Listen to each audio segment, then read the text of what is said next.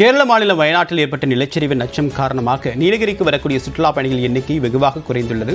தொடர்பான விவரங்களை நிகரானுடைய செய்தியாளர் ஐயாசாமி விவரம் என்ன?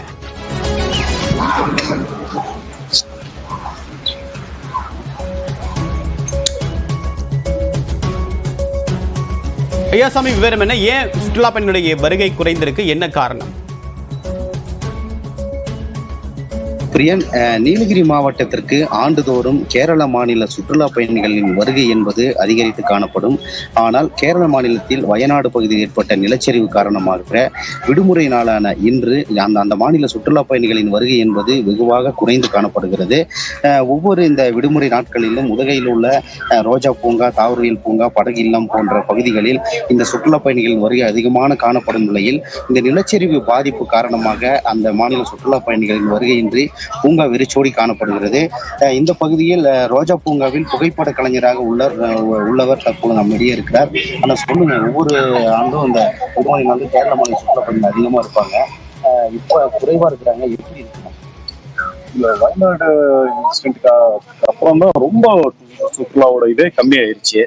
முதல்ல இந்த ஆகஸ்ட் மாசம் ஃபர்ஸ்ட் வீக்ல இருந்தெல்லாம் பார்த்தோம்னா நமக்கு கேரளால இருந்து நிறைய ஸ்கூல் ஸ்டூடெண்ட்ஸ், காலேஜ் ஸ்டூடெண்ட்ஸ், அவங்களுக்கு இப்போ அந்த ஓணம் ஹாலிடேஸ் அதெல்லாம் கொஞ்சம் ஸ்டார்ட் ஆகும். அப்போ நாங்கள் மெயினாக நம்பி இருக்கிறது இந்தியாவில் அத்தனை டூரிஸ்ட் இருந்தாலும் கேரளா தான் மெயின் எங்களுக்கு. நான் ரோஜா கார்டன்ல இப்போ 22 வருஷமா இருக்கேன். எனக்கு தெரிஞ்ச அளவுக்கு சுற்றுலா பயணிகள்லாம் அவங்க தான் ரொம்ப ஜாஸ்தியாக வருவாங்க கேரளால இருந்து. இந்த டைம் இந்த இன்சிடென்ட்டுக்கு அப்புறம் ரொம்ப குறைவாயிருச்சு. இப்போ எங்களோட வாழ்வாதாரமே பாதிக்கிற அளவுக்கு போயிடுச்சு.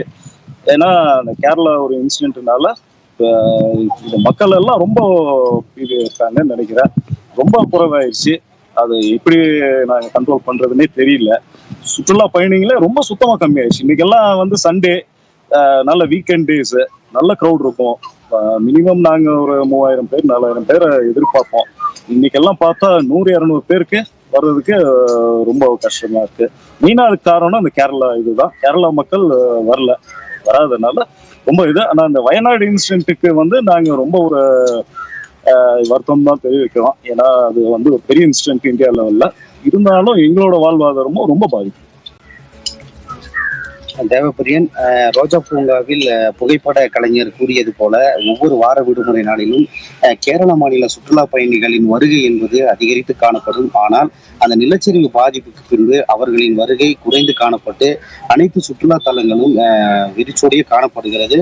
வரும் நாட்களில் இந்த சம்பவம் மனதிலிருந்து நீங்கி வழக்கம் போல் சுற்றுலா பயணிகள் வந்தால் மட்டுமே இங்கு பூங்காக்களில் உள்ள அனைவரது சாலையோர வியாபாரிகளாகட்டும், புகைப்பட கலைஞர்களாகட்டும் அவர்களின் வாழ்வாதாரமும் நன்றாக இருக்கும் என தெரிவித்துள்ளார் தேவப்பிரியன். உங்களுடைய விரிவான தகவலுக்கு நன்றி ஐயாசாமி. திருவண்ணாமலை மாவட்டம் ஆரணியில் பெய்த தொடர் மழையால் அறுவடைக்கு தயாராக இருந்த 500 ஏக்கர் நெற்பயிர்கள் நீரில் மூழ்கி சேதமடைந்துள்ளன. இது தொடர்பான கூடுதல் தகவலை நிகரான செய்தியாளர் மோகன் தற்போது எவ்வளவு பாதிப்பு ஏற்பட்டிருக்கு? இன்னும் எந்தெந்த இடலாம் தண்ணீர் தேங்கி நிற்குது?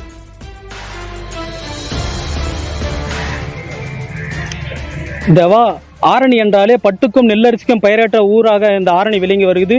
குறிப்பாக திருவண்ணாமலை மாவட்டம் ஆரணி அருகே உள்ள கண்ணமங்கலம், கொளத்தூர், படவேடு, காட்டுக்கண்ணலூர் ஆகிய பகுதிகளில் முக்கிய தொழிலாக விவசாயம் தொழில் விளங்கி வருகிறது. இந்த விவசாய தொழிலை நம்பிதான் இங்குள்ள பகுதி மக்கள் வாழ்ந்து வருகின்றனர். குறிப்பாக விவசாய தொழிலை ஒரு பிரதான தொழிலாக விளங்கி வருகிறது. கடந்த ஒரு சில தினங்களாக திருவண்ணாமலை மாவட்டத்தை பொறுத்தவரை விட்டு இரவு மற்றும் பகல் நேரங்களில் இடைவிடாத மழை பெய்து வருகிறது. குறிப்பாக தற்போது நாம் நின்று கொண்டிருக்கும் இடம் ஆரணி அருகே உள்ள கொளத்தூர் பகுதியில் தான் தற்போது நாம் நின்று கொண்டிருக்கின்றோம்.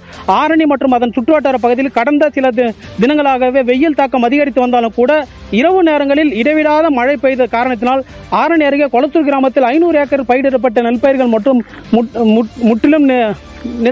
முற்றிலும் பாதிக்கப்பட்டுள்ளது. குறிப்பாக விவசாயத்தை நம்பிதான் இந்த விவசாயிகள் வாழ்ந்து வருகின்றனர். குறிப்பாக நம்முடன் தற்போது விவசாயிகள் நின்று கொண்டிருக்கின்றனர். பயிரிடப்பட்ட அனைத்து பயிர்களுமே தற்போது தரைமட்டமாக நெல் பயிர்கள் அடைந்து கிடப்பதை நம்மால் பார்க்க முடியுது. குறிப்பாக நெல் பயிர்கள் அனைவரும் நெல்மணிகள் அனைத்தும் முளைத்து காணப்படுவதை நம்மால் பார்க்க முடியுது. தற்போது நம்முடன் விவசாயி ஒருவர் இருக்கின்றார். அவரிடத்தில் தெரிந்து கொள்வோம். கொளத்தூர் கிராமத்தில் 7 நாட்களாக விடாமல் மழை பெய்ததால் அனைத்து நெற்களும் முளைத்துவிட்டது.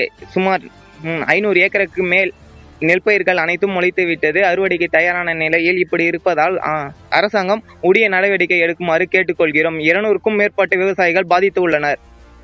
குறிப்பாக ஏக்கர் ஒன்றுக்கு 30,000 செலவு செய்த நிலையில் 500 ஏக்கர் நெற்பயிர்கள் பாதிக்கப்பட்டுள்ளது. குறிப்பாக 25 லட்சத்துக்கு செலவாகி இருக்கும் என்றே கூறலாம். இவர்களின் வாழ்வாதாரத்தை தமிழக அரசு உயர்த்தி பார்க்குமா என்று எதிர்பார்க்கப்படுகிறது.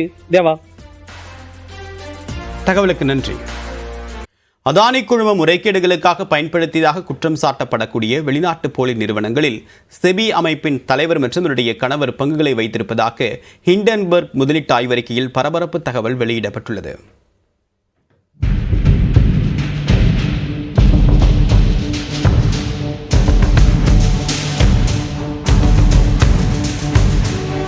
அதானி குழுமம் வெளிநாடுகளில் போலியாக நிறுவனங்களை உருவாக்கி அதன் மூலமாக பங்குச்சந்தையில் முறைகேட்டில் ஈடுபட்டதாக அமெரிக்காவை சேர்ந்த ஹிண்டன்பர்க் நிறுவனம் கடந்த ஆண்டு ஜனவரி மாதம் ஆய்வறிக்கையையும் அது தொடர்பான ஆதாரங்களையும் வெளியிட்டது.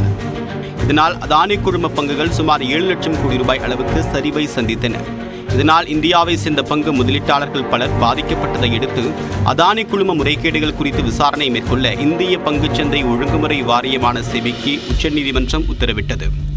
இந்நிலையில் இந்தியாவை உலுக்கக்கூடிய வகையிலான தகவலை வெளியிடுவதாக சனிக்கிழமை எக்ஸ் தளத்தில் ஹிண்டன்பர்க் நிறுவனம் பதிவிட்டுள்ளது.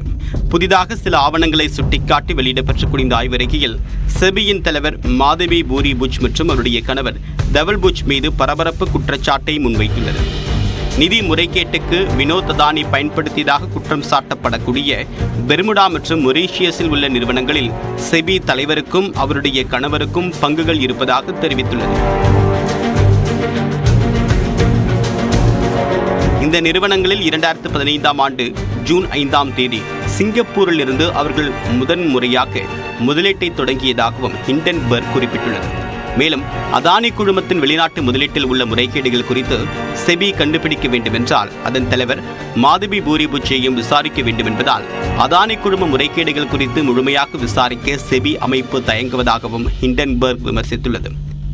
இந்த குற்றச்சாட்டுகளுக்கு மறுப்பு தெரிவித்து செபி அமைப்பின் தலைவர் மாதவி பூரி புஜ் மற்றும் அவருடைய கணவர் தவல் புஜ் ஆகியோர் வெளியிடக்கூடிய கூட்டறிக்கையில் ஹிண்டன்பர்க் ஆய்வறிக்கையில் குறிப்பிடப்பட்டுள்ள தங்களுக்கு எதிரான ஆதாரமற்ற குற்றச்சாட்டுகளை முற்றிலும் மறுப்பதாக தெரிவித்துள்ளனர். ஹிண்டன்பர்க் நிறுவனத்தின் ஆய்வறிக்கையில் எந்த உண்மையும் இல்லை என்றும் தங்களது வாழ்க்கை ஒரு திறந்த புத்தகம் என்றும் குறிப்பிட்டுள்ளனர்.